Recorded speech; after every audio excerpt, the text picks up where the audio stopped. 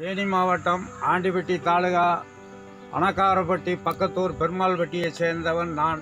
என் பெயர் ராதாகிருஷ்ணன். நான் வருடத்திற்கு 2 தடவை 3 முறை வெண்டி நடுவேன்.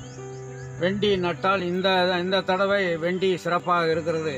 காரணம், கோரமண்டல் கம்பெனியிலிருந்து அர்த்தரி என்ற ஒரு 4 கிலோ பாக்கெட்டை ராஜாராம் அவர்கள் பரிந்துரையின்படி அர்த்தரி உரத்தை அப்ளை பண்ணதுக்கு பின்னால செடி பிரமாதமாக இருக்கிறது.